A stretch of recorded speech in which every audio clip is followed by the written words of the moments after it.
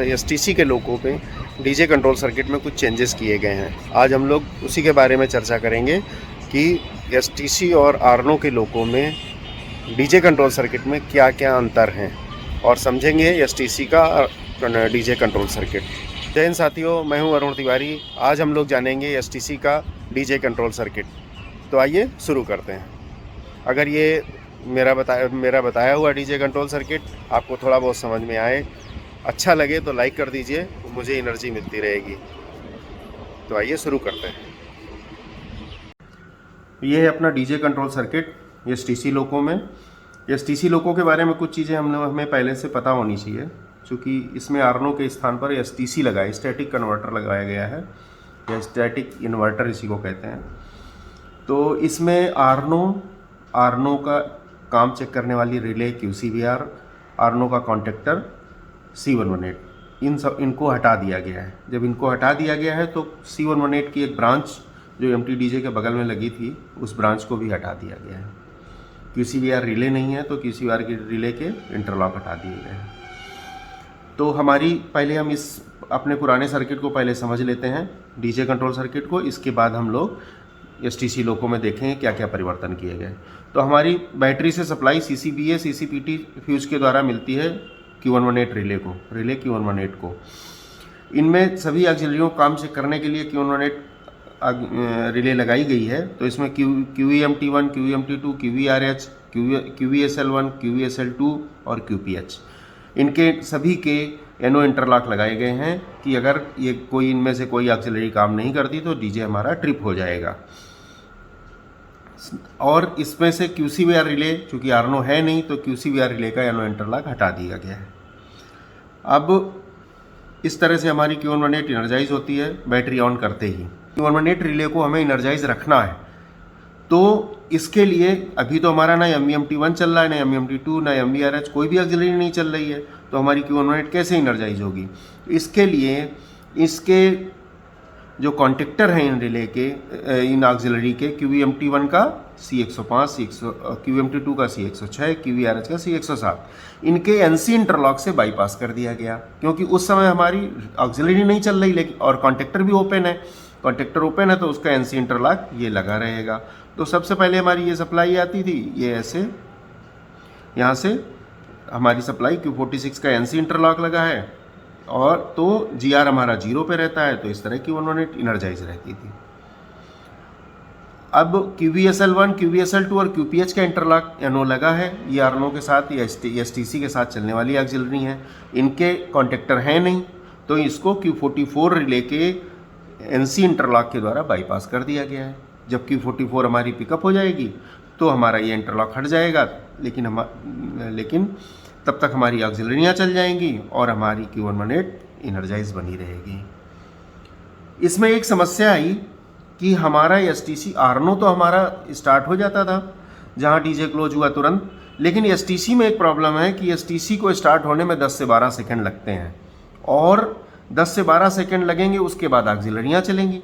तो हमारा लेकिन Q118 5 सेकेंड की टाइम लगेगा, Q44 सेकेंड की है, तो 5.6 सेकेंड में डीजे ओपन हो जाएगा, क्योंकि हमारा STC तो चलेगा 12 सेकेंड बाद।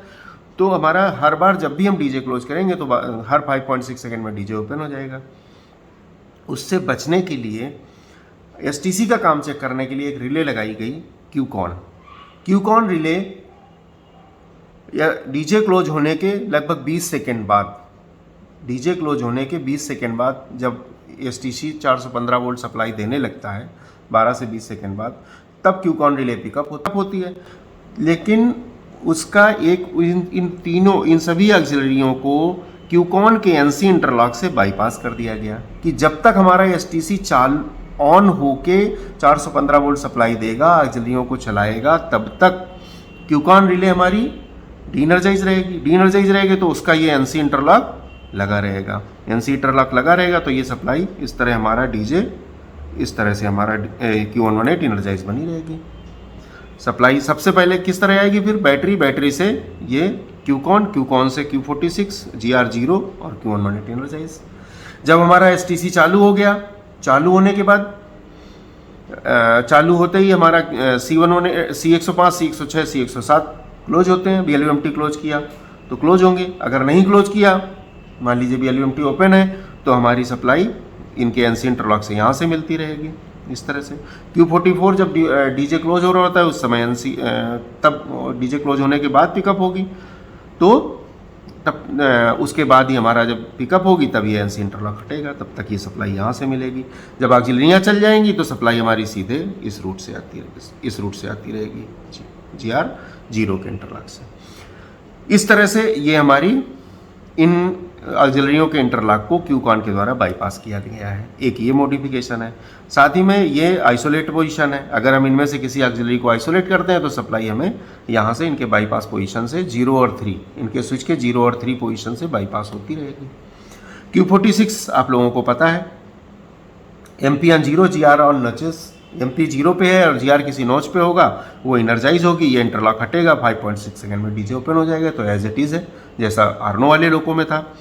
आगे जब हमारा चलती गाड़ी में किसी वजह से कोई कॉन्टेक्टर ओपन हो जाएगा ब्लोअर का, C105, C106 या C107 का, इनका कॉन्टेक्टर चलती गाड़ी में ओपन हो जाएगा, ओपन होने से ये NC इंटरलॉक बैठा रहेगा, ये हमारा काम करना बंद कर दिया, उसका NC इंटरलॉक बैठा रहेगा, तो हमें पता हमारा DJ ट्रिप नहीं होगा। उससे बचने के लिए इन ऑक्सिलरियों के कॉन्टेक्टर वाली इन तीनों ऑक्सिलरियों के इंटरलॉक यहाँ पे इनके NO इंटरलॉक लगा दिए गए थे कि अगर चलती गाड़ी में ओपन हुआ तो यहाँ से हमारा DJ ओपन हो जाएगा। अगर GR हमारा 5 नॉच से अधिक हुआ तो यहाँ से ओपन हो जाएगा, इसलिए ये लगाए गए थे।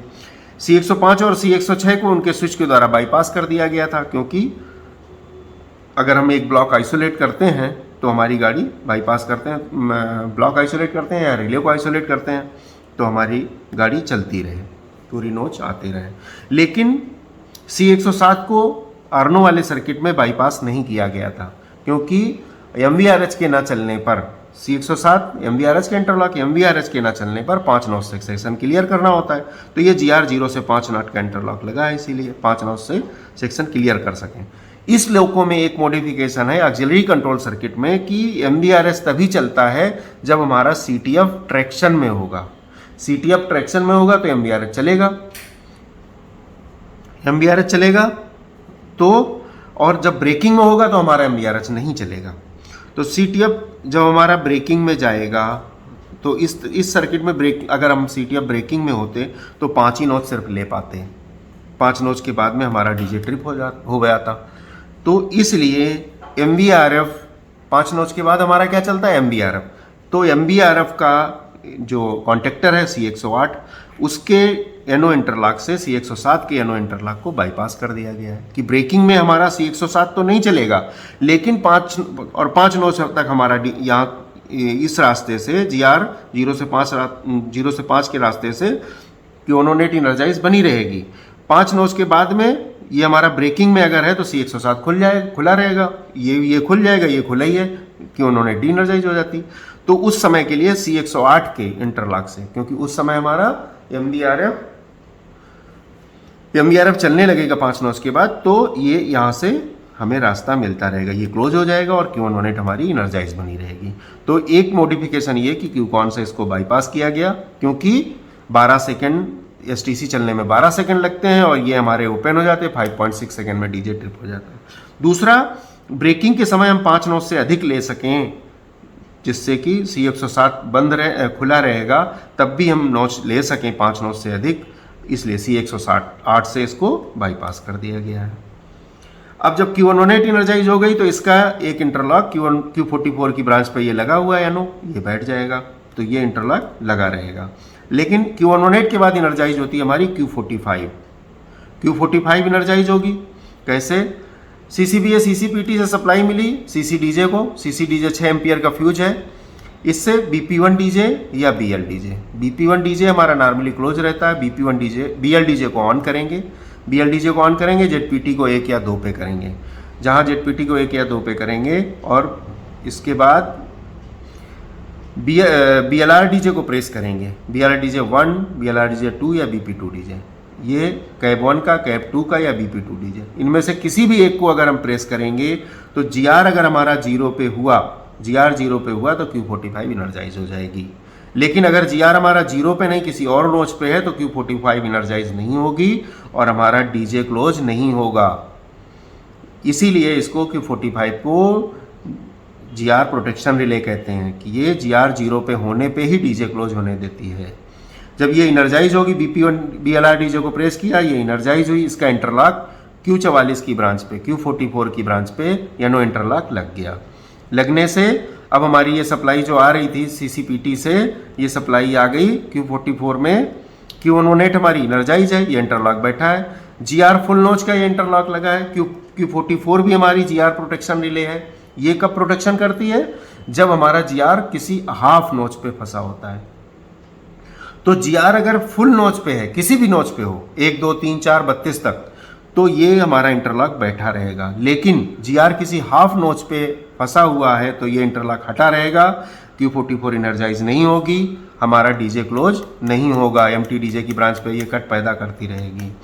तो इसके लिए ये GR फुल नोच का इंटरलॉक लगा है, तो ये हमारा लगा होगा। Q45 इनर्जाइज हुई, ये सप्लाई ऐसे आई, Q118 इनर्जाइज हुई, इनर्जाइज है, इसका इंटरलॉक लगा है। GR हमारा फुल नोच पे है, ये लगा है और Q44 इनर्जाइज हो जाएगी। Q44 इनर्जाइज होते ही इसका यानो इंटरलॉक एम्प्टी डीजे की ब्रांच पे ये बैठ जाएगा, लग जाएगा। ये लग जाने से हमारा एम्प्टी डीजे का है। इसके बाद ये हमारी टारगेट वाली रिले लगी हुई हैं, ये टारगेट वाली रिले के NC इंटरलॉक लगे हैं, ये सारे हमारे क्लोज रहेंगे। हमारी एम्प्टी डीजे इनर्जाइज हो जाएगी। एम्प्टी डीजे इनर्जाइज हो जाएगी तो हमारा डीजे क्लोज हो जाएगा। एम्प्टी डीजे इनर्जाइज का मतलब हमारा डीजे क्लोज। इसमें एम्प्टी डीजे के ब्रांच में और एक यहाँ पे जो हमारा साथ में यहाँ पे एक ब्रांच दी गई थी आर्नो वाले लोगों में, यहाँ पे वो थी C118 की। C118 में QCVR और Q45 का इंटरलॉक लगा था। QCVR Q45 का एनो इंटरलॉक लगा था। तो QCVR इसमें है नहीं, C118 इसमें है नहीं, तो वो ब्रांच को हटा दिया गया है। तो QCVR हट गई, C118 हट गई, अब बचा Q45 का इंटरलॉक। तो यहाँ पे डीजे और C118 के इंटरलॉक से इसको पैरेलल में एक यहाँ पे लगाए गए थे एनो। तो C118 नहीं है तो उसकी जगह यहाँ पे Q45 का इंटरलॉक जो QCVR की ब्रांच पे लगा था, C118 की ब्रांच पे लगा था, उसको यहाँ लगा दिया गया है। जब हमारा डीजे क्लोज करते समय BLR डीजे को प्रेस करेंगे, Q45 इनर्जाइज होगी, तो ये एनो इंटरलॉक हमारा लग जाएगा और एम्प्टी डीजे इनर्जाइज हो जाएगी। तब डीजे क्लोज नहीं हुआ है अभी, ये खुला रहेगा। लेकिन जहां हमारा एम्प्टी डीजे इनर्जाइज हुई, डीजे क्लोज हो गया। डीजे क्लोज होते ही डीजे का खुद का एनो इंटरलॉक ये एम्प्टी डीजे के ब्रांच पे बैठ जाता है और एम्प्टी डीजे इनर्जाइज बनी रहती है। BLR और हम BLR डीजे को छोड़ देते हैं, छोड़ते ही हमारा ये इंटरलॉक हट जाता है।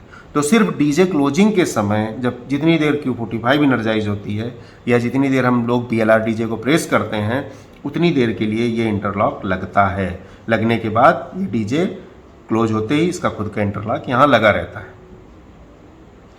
अब यहाँ पे एक और काम किया गया, एक तो Q45 का ये इंटरलॉक, एक ये HQP डीजे लगी है। डीजे तभी क्लोज होगा जब हमारा RS का प्रेशर 6.5 kg/cm² से अधिक होगा। इससे कम होगा तो ये इंटरलॉक हटा रहेगा।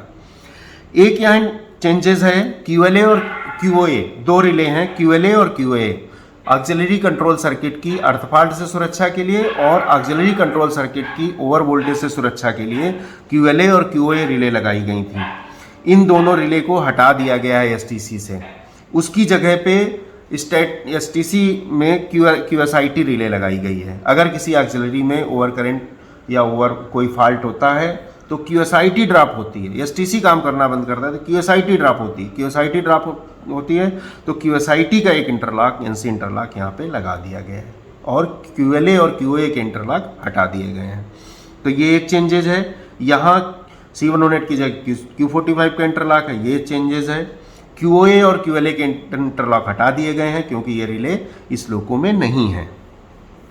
दूसरा आगे, जब अब हमारा डीजे क्लोज हो गया, हमने BLR डीजे को छोड़ दिया। BLR डीजे को छोड़ा तो हमारी Q45 डी इनर्जाइज हो गई। Q45 डी इनर्जाइज होने से इसका ये इंटरलॉक हटा, डीजे क्लोज हो गया, ये लग गया और सप्लाई इस तरह एम्प्टी डीजे इनर्जाइज बनी रही।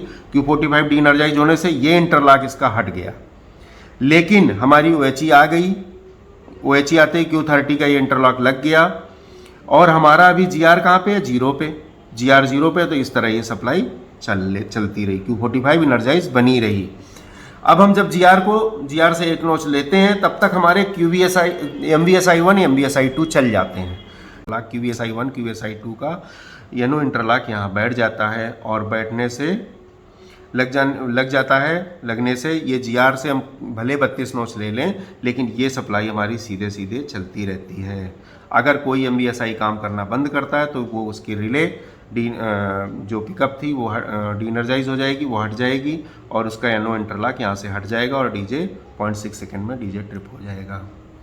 इन QVSI1 QVSI2 के इंटरलॉक को बाईपास पोजीशन से बाईपास किया गया है कि अगर किसी MVSI या उसकी रिले को, ऑक्सिलरी या उसकी रिले को बाईपास करते हैं तो हमारे यहाँ से सप्लाई मिलती रहे बाईपास से।